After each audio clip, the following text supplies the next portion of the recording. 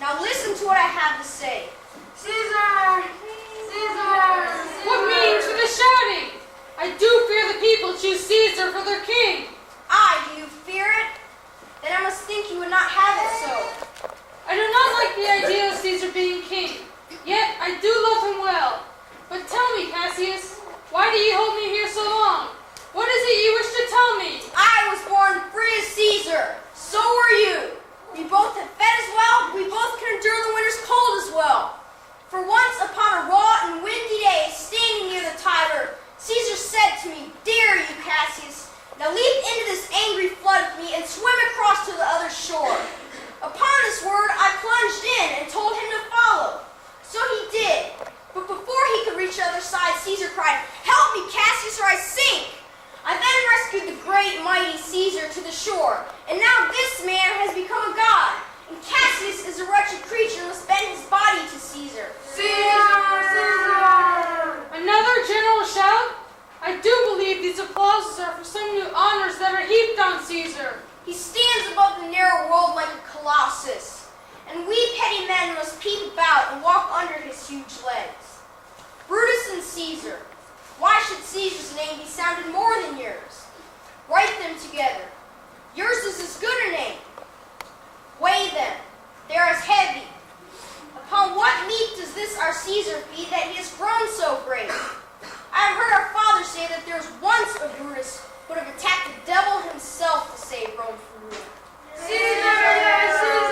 Caesar! What you have said, I will think about. What you have to say, I will with patience listen and find a time to give you an answer. Till then, my noble friend, chew upon this. Brutus would rather be a villager than say he were not a true son of Rome. I am glad that my weak words have struck a show of fire from Brutus. Caesar is returning. When they pass us, pluck Casca by the sleeve, and he will tell us what the shouting was about. Antony, Yes, Caesar? let me have men about me that are fat, and men that sleep at night. Young Cassius has a lean and hungry look. He thinks too much. Such men are dangerous. Fear not, Caesar. He's not dangerous. He's a noble Roman and well spoken of. I wish that he were fatter, but I fear him not. Yet if I were afraid, the man I would most avoid would be Cassius. He reads much. He loves no place. He hears no music, and seldom he smiles. Such men as he are never contented. They are dangerous. I rather tell thee what is to be feared than what I do fear, for always I am Caesar.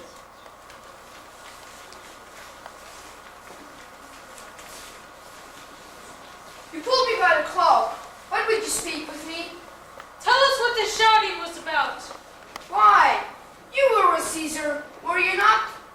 If I had been with him, I would not ask you this question. Why, there was a crown offered him, and he pushed it away with the back of his hand. Thus, 3 times he was offered a crown, and 3 times he pushed it back. Each time he refused, the people shouted, begging him to take the crown. Who offered him the crown? Antony did. Meet me tonight and we will sup together. Farewell. At this time, I will leave you. If you wish to speak to me further, come to my home. I will do so. Till then, think on Rome. Well, Brutus, you are knowable, yet even you can be influenced to change your mind. Let Caesar seat himself surely, for surely we will shake him.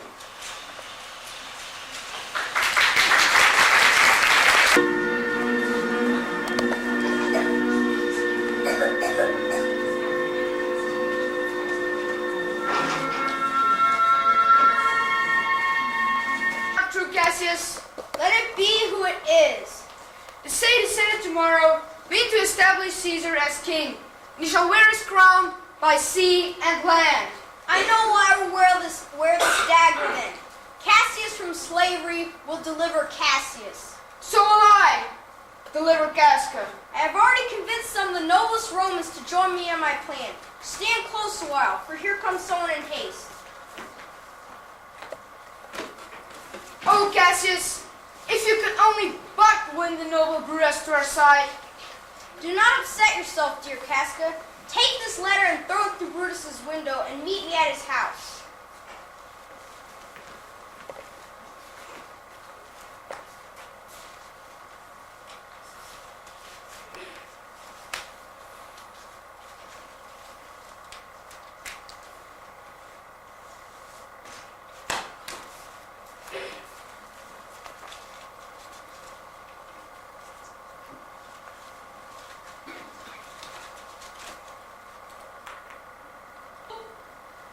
Since Cassius did speak to me about Caesar, I have not been able to sleep. It has been like a horrible dream making up my mind.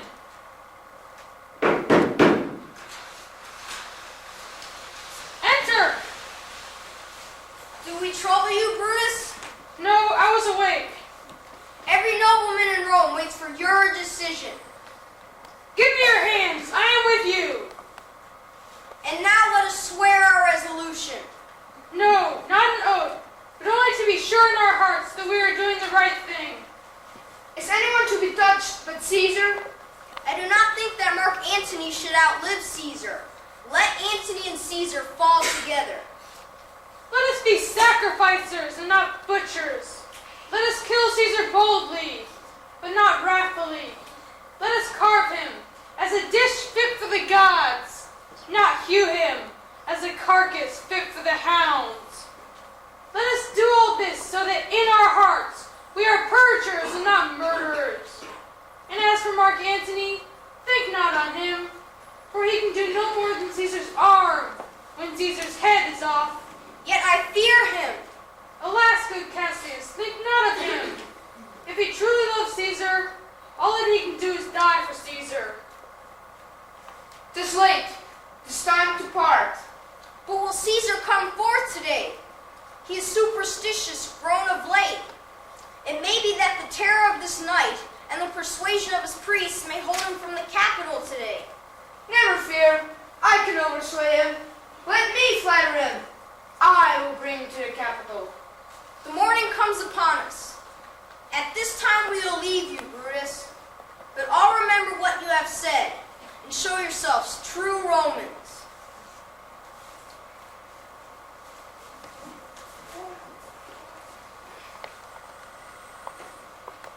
Brutus, my lord? Portia, my wife, why do you rise so early? It is not good for you. Not for you either. You stole from your bed this evening, and last night at supper you suddenly arose and walked about, thinking and sighing. This thing that bothers you will not let you eat or sleep. Brutus, my lord, tell me what is causing you such grief. I am not well in health, and that is all. Brutus is wise, and if he were sick, he would do something about it. That is what I plan to do. Now go to bed, Portia. No, Brutus, you are not physically sick, but you are sick in your mind. Some men came to visit you with their faces. Who were they? Kneel not, gentle Portia. I should not have to kneel if you were gentle, Brutus. As your wife, I should know your secret. I am trustworthy, dear Brutus. O ye gods, make me worthy of noble Portia.